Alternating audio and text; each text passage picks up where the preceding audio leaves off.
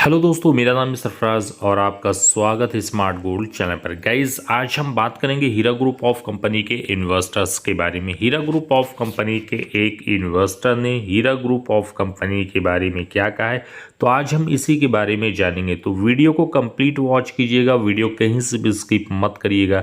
ये वीडियो बहुत ही इंफॉर्मेटिव है। अगर आप हीरा ग्रुप ऑफ कंपनी के इन्वेस्टर हैं तो ये वीडियो स्पेशली आपके लिए है। तो चलिए गाइज, वीडियो को स्टार्ट करते हैं और जानते हैं कि इनका क्या कहना है हीरा ग्रुप ऑफ कंपनी के बारे में। अब अगर किसी का ईमान उस पर नहीं है तो उसके लिए क्या किया जा सकता है। रोज़े महशर में जब अल्लाह की बारगाह में आपा की पेशी होगी तो आपा के हाथ में जज्बे शाहीन होगा और अल्लाह तबारक व तआला पूछेगा कि ये क्या है। तो आपा ये कहेगी कि ये वही किताब है जिसने लाखों मुसलमानों की माशियात को तबाह और बर्बाद कर डाला। मुसन्निफ को मुझसे 25-50 करोड़ की आस थी, लालच थी और बहुत ही मुनज़्ज़म तरीके से मुझे पॉलिटिक्स के दलदल में घसीटा गया। मेरे झूठे कसीदे लिखे गए, मुझे आसमान की मखलूक बताया गया और मेरे अंदर तकब्बुर पैदा हो गया। चूंकि मुसन्निफ का ताल्लुक ओवैसी के घराने से था और इस तरह के लोग कौम को और मुल्क को कभी कोई नफा पहुंचा ही नहीं सकते सिवाय तबाह और बर्बाद करने के। और मैं भी इस नक्शे कदम पर चल पड़ी और मैंने सबसे पहले अपने इन्वेस्टरों को अपना शिकार बनाया। तो इस गुनाह में मैं बराबर की शरीक थी। तो अल्लाह फरमाएगा कि क्या तुमको नहीं पता था कि तकब्बुर का गुनाह अल्लाह माफ नहीं करेगा, तो तुमने उसका कुफारा क्या अदा किया। इस गुनाह में जितने भी लोग मुलव्विस थे, अल्लाह ने किसी एक को भी अपने गुनाहों का कुफारा अदा करने का मौका नहीं दिया, बल्कि उनकी फाइल को क्लोज करके उस पर मोहर लगा दी और उन पर ये इल्ज़ाम है कि उन्होंने लाखों मुसलमानों की माशियात को तबाह और बर्बाद कर दिया और वो उनके अंजाम तक पहुंचा दिए जाएंगे। मगर अल्लाह तो आपको बार बार मौके फराहम कर रहा था, तो आपने अपने गुनाहों का क्या कुफारा अदा किया। अगर अल्लाह की बड़ाई और उसकी किबरियाई पर आपका ईमान होता तो आप उस किताब को जला देती थी, फाड़ देती थी। 15 लाख रुपयों को अपने ईमान और अपनी जान का सदका समझ के भूल जाती थी। इन्वेस्टरों का क्या मामला था, तो बोले सुप्रीम कोर्ट ऑफ इंडिया के फैसले ने मेरे अंदर तकब्बुर पैदा कर दिया।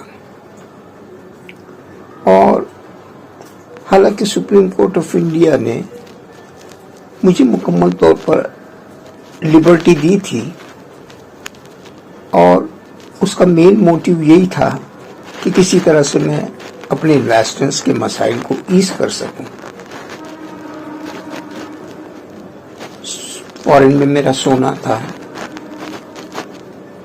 प्रॉपर्टी थी, जिसको मैं लिक्विड करके इन्वेस्टरों में तकसीम कर सकती थी और उनके मसाइल को हल कर सकती थी। मगर मैंने अपने इन्वेस्टर्स को एक्सप्लॉइट किया جب وہ مکمل طور پر ایکسپلائٹ ہو گئے تو میں نے ان کو سے کہہ دیا کہ بھئی اتنا دوں گی، چاہیے تو لینے کا، نہیں تو جو کرتے بنے کر لینے کا۔ تو اللہ فرمائے گا کہ بھئی اس کے نتائج کیا آئے؟ تو بولے بہتوں کے گھر میں علاج نہ ہونے کی وجہ سے موتیں ہو گئی، بہتوں کی شادیاں ٹوٹ گئی، بہتوں کے گھروں کی چھت نہ ہو سکی، بچوں کے ایجوکیشن ٹوٹ گئے، بہت تباہی آئی۔ لوگ جہاں پر 100 روپیہ خرچہ کرنا ہے وہ 5 روپیہ خرچہ کر کے گزر بسر کر رہے تھے۔ اچھا، یہ اور کیا ہے؟ تو بولے میرا انویسٹر جہاں پر 1000 روپے خرچ کر رہا تھا، جہاں اس کو 1000 خرچ کرنا تھا وہ وہاں پر 100 روپے خرچ کر رہا تھا، اور جہاں مجھے 1000 روپے خرچ کرنا تھا وہاں پر میں 1 لاکھ روپیہ خرچ کر رہی تھی۔ تو اللہ فرمائے گا کہ کیا آپ کو نہیں پتا کہ فضول خرچی کرنے والا شیطان کا بھائی ہوتا ہے؟ تو آپ کہے گی کہ ہاں مجھے پتا تھا، مگر میرے اندر مہیلاؤں کی سیوا کرنے کی بلا سمائی ہوئی تھی جو مجھ سے یہ گناہ کروا رہی تھی۔ اچھا، مہیلاؤں کی سیوا، کیوں وہ مائیں یاد نہیں آئی آپ کو جن کی آپ قرضدار تھیں؟ اور آگے کیا ہوا؟ تو بولے میں نے انویسٹروں کو 3 حصوں میں تقسیم کر دیا تھا، جس میں سے 2 لوگ، ایک تو وڈرال کرنے والے اور دوسرے SFIO میں اور EOW میں جانے والے، سب لوگوں نے ایک گروپ تیار کیا اور انہوں نے اس کمپنی کو لیکویڈیشن میں ڈال دیا، اور کنٹینیو کرنے والے مجھ سے کنٹینیو کرنے والے شہباز خان کے ساتھ، پولیس کے ساتھ اکثر و بیشتر آتے تھے اور مجھے مینٹل ٹارچر کرتے تھے۔ میری پوری فورن کی پراپرٹی سیز ہو گئی، اس کمپنی کے جتنے بھی ڈائریکٹرز تھے ان سب کو جیل کے سلاخوں کے پیچھے ڈالا گیا، اور مجھے یہ ہدایت دی گئی کہ آپ سونا جمع کروا دو، ہم ان کو ریلیز کر دیں گے۔ اور انویسٹروں کا ٹارچر کرنا مسلسل جاری تھا۔ اب یہ فکر کہ اللہ نے میرے لیے توبہ کے دروازے بھی بند کر دیے ہیں، تو میں نہ جی پا رہی تھی نہ مر پا رہی تھی۔ میری گھر کی چھت بھی چھین لی گئی، اور پھر میں پاگلوں کی طرح ہو گئی۔ اس کے بعد کیا ہوا مجھے کچھ پتا نہیں۔ تو اللہ فرمائے گا کہ اب تم ہم سے کیا چاہتی ہو؟ تو آپا کہے گی کہ اللہ مجھ سے بہت بڑا گناہ ہو گیا، تو مجھے معاف کر دے۔ تو اللہ فرمائے گا کہ معافی اور تلافی یہ دنیا کی باتیں ہیں، یہاں پر تو صرف سزا ہے یا پھر جزا ہے۔ تمہاری دنیا میں کچھ نیک اعمال تھے، کچھ دعائیں تھی لوگوں کی، تو ہم نے تمہارے تمام گناہ معاف کر دیے، لیکن فضول خرچی کا گناہ معاف کر دیا، سارے گناہ معاف کیے، لیکن تکبر کا اور بندوں کے حقوق کا گناہ معاف نہیں کیا۔ ہاں، وہ انویسٹرز جو آپ کے خلاف عدالتوں میں نہیں گئے، اگر وہ آپ کو معاف کر دیں تو ہم آپ کو معاف کر دیں گے۔ پھر وہ انویسٹروں کو بلایا جائے گا جو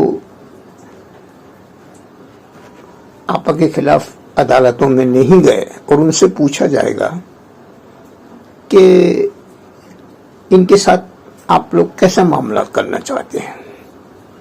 تو وہ انویسٹر کہے گا کہ یا اللہ، ہم نے تو اس کو دنیا میں بہت بار سمجھایا، کہ اللہ تکبر کے اور بندوں کے حقوق کا گناہ معاف نہیں کرے گا، مگر اس کی بات سمجھ میں نہیں آئی۔ آج دنیا کی عدالت تو صرف ایک ریکورنگ ایجنسی تھی، وہ اگر 25% ریکور کرتی تھی تو 25% دیتی تھی، 50% ریکور کرتی تھی تو 50% دیتی تھی، لیکن ہمارا جائز حق تھوڑی نہ دلا سکتی تھی۔